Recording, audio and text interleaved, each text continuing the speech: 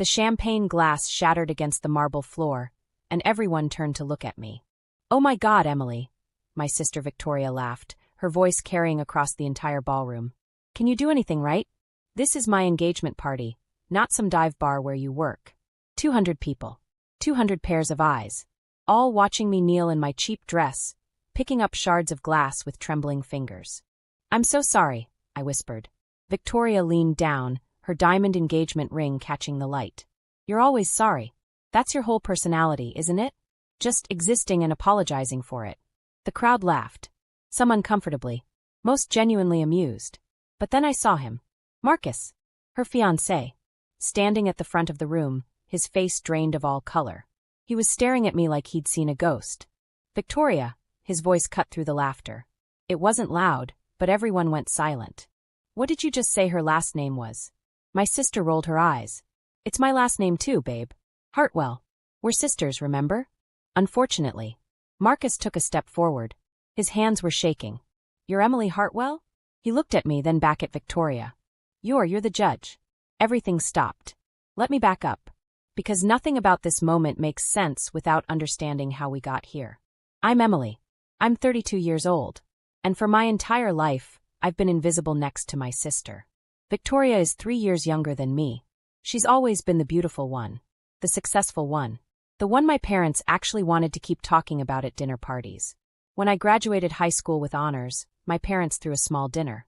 When Victoria got accepted to a mediocre college 2 years later, they rented out a restaurant and invited 50 people.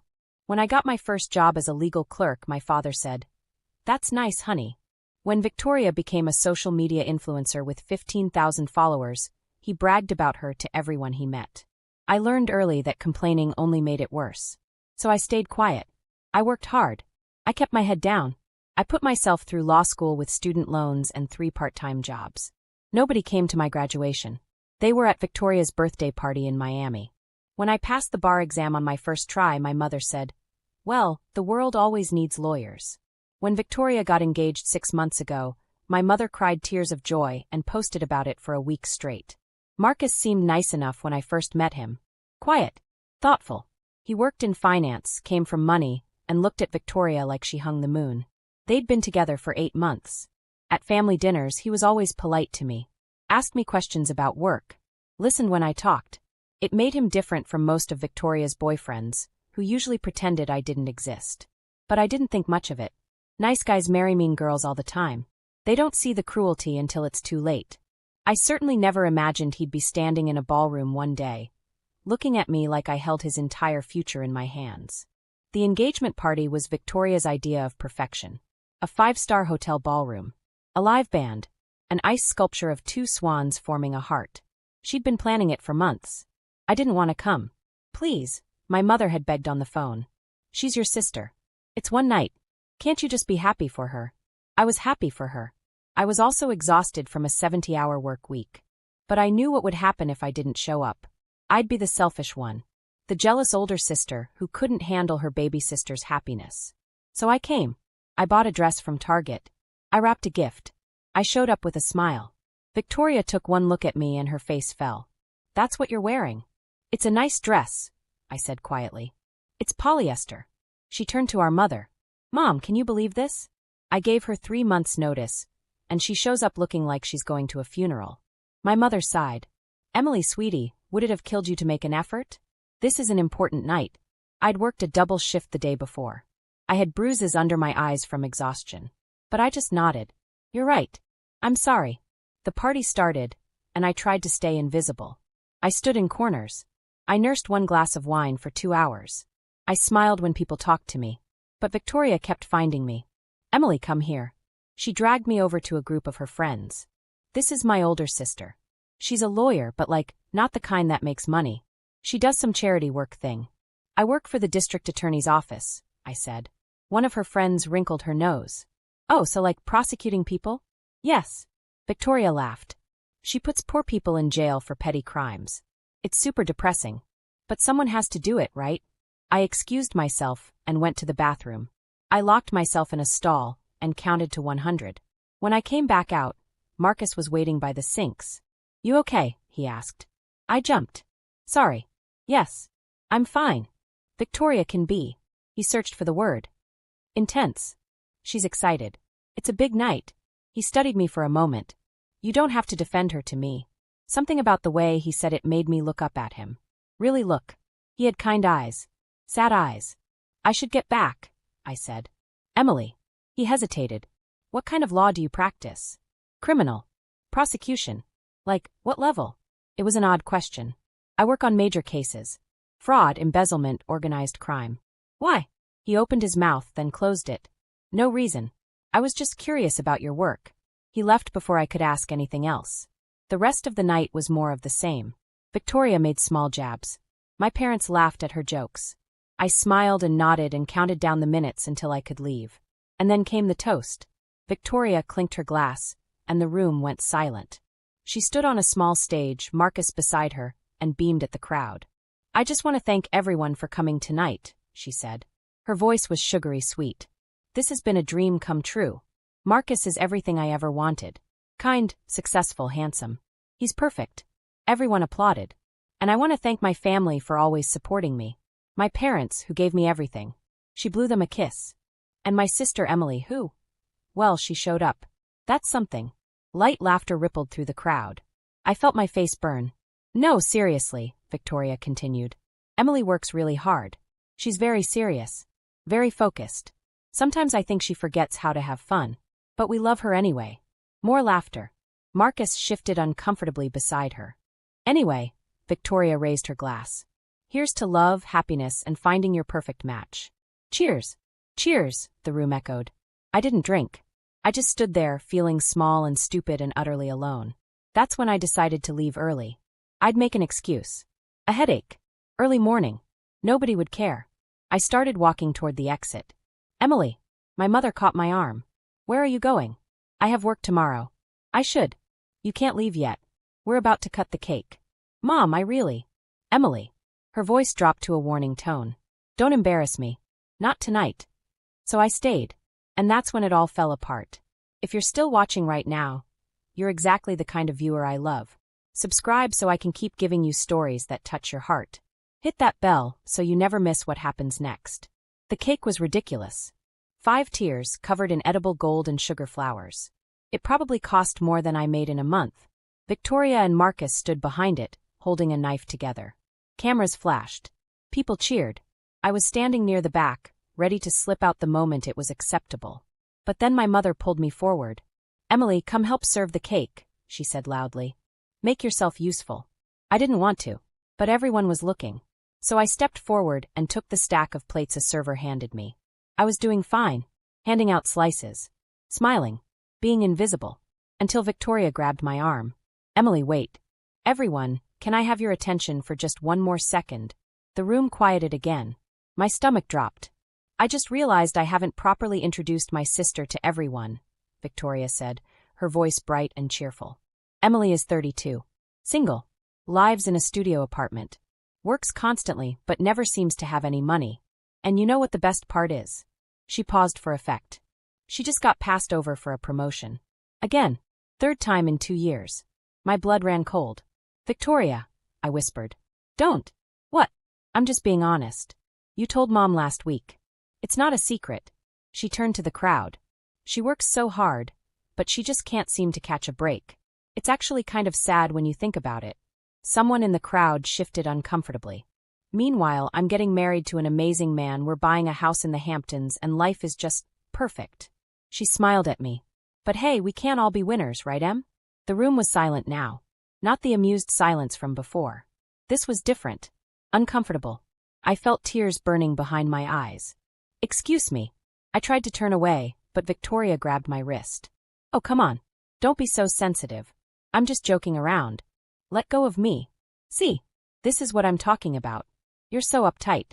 So serious all the time. You need to learn to laugh at yourself. Victoria. Marcus's voice cut through the air like a blade. That's enough. She turned to him, surprised. Babe, I'm just. I said that's enough. The room held its breath. Victoria's smile faltered. Marcus, I was kidding.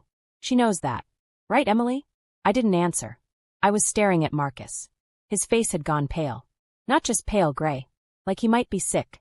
He was looking at me with an expression I couldn't read. Fear? Recognition? Both. Emily, he said slowly. You work for the DA's office. It wasn't a question. Yes, I said. In Manhattan. Yes. What's your full title? The question was so strange, so out of place, that everyone just stared. I'm an assistant district attorney, I said. Why? He took a step back. Actually stepped away from Victoria like she'd burned him. What division? His voice was shaking now. Major crimes. Financial fraud and… Oh my God. He put his hand over his mouth. Oh my God. Victoria looked between us, confused and annoyed. Marcus, what the hell? He ignored her. His eyes were locked on me. The Westbrook case, he said. You're the lead prosecutor. The floor dropped out from under me. Yes, I whispered. The room erupted in confused murmurs. Nobody knew what was happening, but they could feel the shift, the sudden, terrible tension. Victoria grabbed Marcus's arm. What are you talking about? What case? Marcus finally looked at her. Really looked at her. And I watched his face transform from shock to something else. Something colder. You told me your sister worked for a non-profit legal aid clinic, he said quietly. So, she basically does. She doesn't make any money. You said she helped poor people with parking tickets. I was joking around. Why does it matter? Because, his voice cracked. Because your sister is the prosecutor handling the biggest fraud case in New York right now. She's been on the news. She's been in the papers. How did you not know that? Victoria's face went blank. What? I felt dizzy. This couldn't be happening. The Westbrook Capital case, Marcus said louder now for the whole room to hear. $60 million in fraudulent investments. 12 defendants. 3 years of investigation. It goes to trial in 4 weeks. He turned back to me. His face was ashen. You're the judge, he whispered. You're the one who decides if we go to prison. The room exploded. I need to explain something. For the past 3 years, I've been working on the Westbrook Capital case. It's the biggest case of my career. Maybe the biggest case our office has seen in a decade. Westbrook Capital was an investment firm that promised incredible returns. 15, 20, sometimes 30% annually. They targeted wealthy clients, celebrities, retirement funds. It was all fake. They were running a Ponzi scheme, taking new investors' money to pay old investors, shuffling funds between offshore accounts, forging documents, lying to federal regulators. When it collapsed, $60 million vanished. Hundreds of families lost their life savings. Retirement accounts disappeared. People lost their homes. We arrested 12 people. Executives, accountants, lawyers who helped hide the fraud. The trial was set to start in 4 weeks. I'd been working 16-hour days for months. Building the case. Interviewing witnesses. Preparing testimony. The defense had tried everything to get me removed. They claimed bias. They challenged my credentials. They filed motion after motion. Nothing worked. I was the prosecutor. I held all the cards. And Marcus, successful, quiet, thoughtful Marcus, worked for Westbrook Capital. Not as an executive. He wasn't one of the 12 defendants. But he was there. He knew things. And based on the terror in his eyes, he was about to become a witness. You work at Westbrook, I said. My voice sounded far away. Worked, he corrected quickly. I left 8 months ago. When did you meet my sister? 8 months ago. Of course. Right when the investigation went public. Right when people started running. Victoria was looking back and forth between us like we were speaking another language. Someone explain what the hell is going on right now. I ignored her. What was your position? Senior analyst. Marcus's voice was barely audible. I reported to Robert Westbrook directly. Robert Westbrook. The CEO. The mastermind. The man I was going to put away for 20 years. Did you know about the fraud? I asked. The entire room leaned in. 200 people holding their breath. I suspected, he whispered. The numbers didn't make sense. Returns were too consistent. When I asked questions, I was told not to worry about it. That it was proprietary strategy. But you didn't report it. No. Why not? He closed his eyes. Because I was afraid. Because I needed the job. Because I told myself maybe I was wrong. Victoria grabbed his arm hard. Marcus. Marcus, look at me. Are you saying you were involved in some kind of crime? I wasn't involved, he said quickly. I didn't participate. I didn't know the full extent. But you knew something, I said. He nodded miserably. The room erupted again. People pulling out phones. Whispering urgently. This was going to be everywhere by morning. My mother pushed through the crowd. Emily, what is happening? What case is he talking about? I couldn't look at her. I was too busy watching everything fall apart. I didn't know, Marcus was saying to Victoria. I swear I didn't know she was the prosecutor. You never talked about her. You never said what she did. You just said she was a lawyer who worked for the city. Because I didn't think it mattered. Victoria's voice was rising. She's boring. She works all the time. I don't know anything about her cases. You should have. I finally found my voice. You should have asked. You should have cared enough to even know what I do. She whirled on me. Oh, don't you dare make this about me. This is your fault.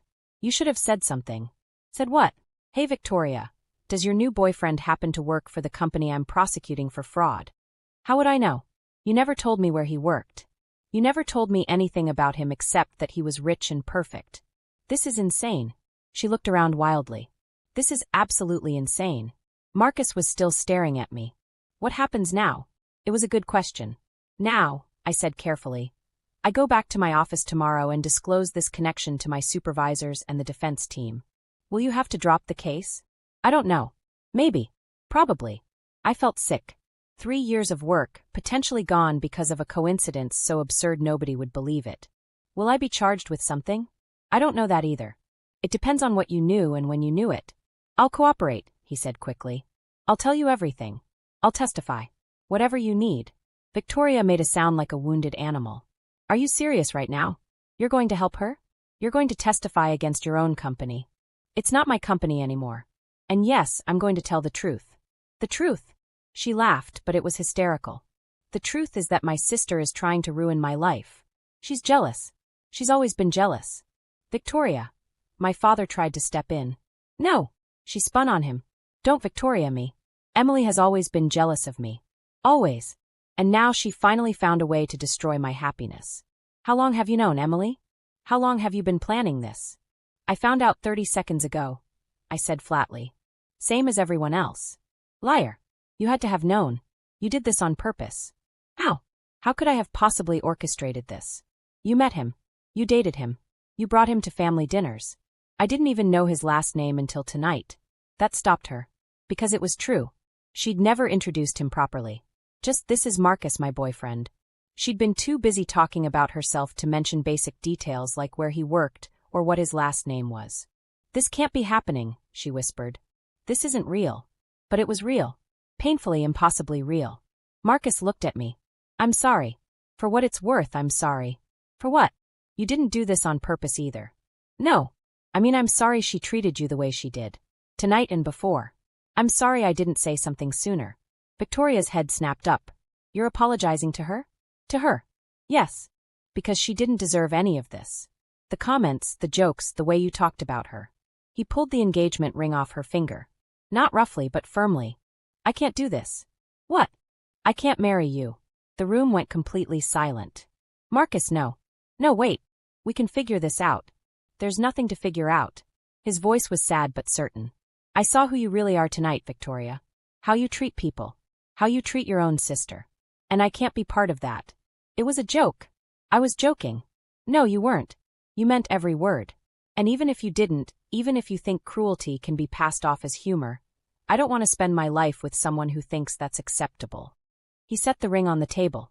Victoria looked at me with pure hatred. This is your fault. All of it. No, I said quietly. This is what happens when you spend your whole life tearing people down to make yourself feel bigger. I hate you. I know. She turned and ran. Out of the ballroom, her heels clicking on marble, leaving 200 stunned guests in her wake. My mother looked at me like I'd personally destroyed her world. Emily, how could you? How could I what, Mom? Do my job. Exist. She didn't answer. She just followed Victoria out. My father lingered for a moment.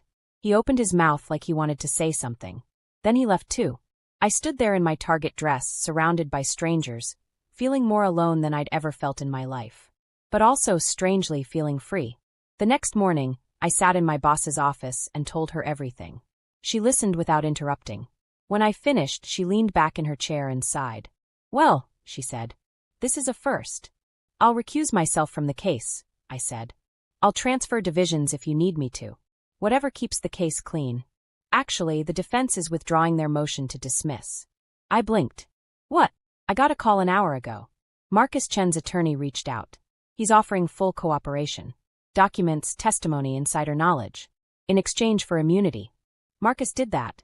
This morning. First thing. He also provided names of 3 other employees who were aware of the fraud but haven't come forward yet. She smiled slightly. You just handed us our smoking gun, Emily. But my connection to him is irrelevant if he's a cooperating witness and not a defendant.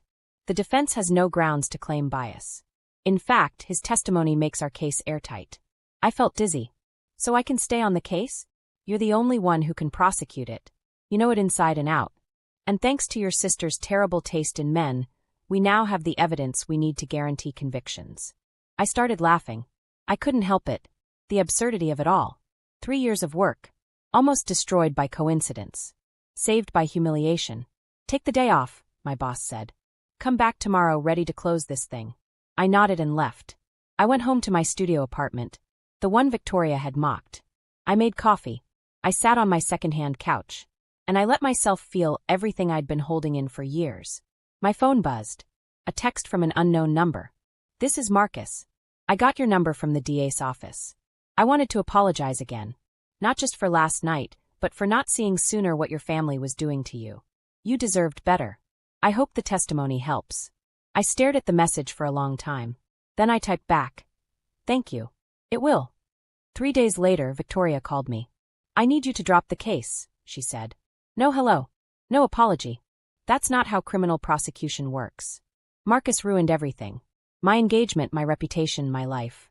And you're just going to let him get away with it. He's not getting away with anything. He's testifying against people who committed fraud. That's called doing the right thing. The right thing. Her voice turned vicious. He humiliated me in front of everyone. He called off our wedding. He destroyed my life. No, Victoria. You did that yourself. I'm your sister. Yes. And you've spent 32 years reminding me that I don't measure up. That I'm not pretty enough, successful enough, interesting enough. That I'm just the boring older sister who exists to make you look better. Silence on the other end. I'm done, I said quietly. I'm done accepting that treatment. I'm done pretending it doesn't hurt. I'm done making myself smaller so you can feel bigger. Mom says you're being selfish. Mom is welcome to her opinion. But I'm not doing this anymore. Fine. Her voice was cold. Don't come to any more family events. I don't want you there. Okay. She hung up. I thought I'd feel sad. Or guilty. Or angry. Instead, I felt light. For weeks later, the trial started. Marcus testified for 3 days. He was calm, credible, thorough. He provided documents the defense didn't know we had. He connected dots they thought we'd never connect. The jury deliberated for 6 hours. Guilty on all counts. All 12 defendants. Robert Westbrook got 22 years. His CFO got 18. The others got between 5 and 15 years each. $60 million recovered through asset seizures. Victims would get restitution. Not everything they lost, but something. The day the verdict came in, my boss took the team out for drinks. To Emily, she said, raising her glass, who just put away the biggest fraud ring in state history. Everyone cheered. I sat there, surrounded by colleagues who respected me, who valued my work, who saw me as capable and strong. And I realized I'd never needed my family's approval. I just needed to stop waiting for it. 2 months after the trial ended, I got a letter. It was from Marcus. He'd moved to Seattle for a fresh start. He was working with a nonprofit now, helping fraud victims navigate the legal system. I think about that night sometimes, he wrote. How everything fell apart so publicly. How painful it must have been for you. But I also think about how brave you were. How you stood there and took her cruelty and didn't break. How you did your job even when it cost you your family. That's real strength, Emily. The kind most people never find. Thank you for seeing justice through. And for showing me what integrity looks like. I put the letter in a drawer and went back to work. I'm still an assistant district attorney. I still work too many hours. I still live in a studio apartment. But I'm also the person who put away one of the biggest fraudsters in the state. I'm the person who gave victims their money back. I'm the person who stood up for what was right even when it cost me everything familiar. My parents don't call anymore. Victoria blocked me on all social media. That's fine. Because I learned something that night in the ballroom, surrounded by people laughing at me. The people who mock you for being quiet aren't listening closely enough to hear your roar. The people who mistake your patience for weakness don't understand that real power is knowing when to speak, and making it count when you do. And the people who make themselves feel big by making you feel small, They're terrified you'll realize you were never small at all. You just hadn't stood up to your full height yet. Victoria thought she was humiliating me. Instead, she gave me permission to stop caring what she thought. And that was the greatest gift she ever gave me. So here's what I want you to remember. Your worth isn't determined by people who can't see it. Your strength isn't diminished by people who don't recognize it. And your story isn't over just because someone wrote you off as a side character in theirs. Sometimes the quiet ones are quiet because they're busy building something the loud ones will never understand until it's too late. I was never powerless. I was just patient. And patience, it turns out, is the longest game of all.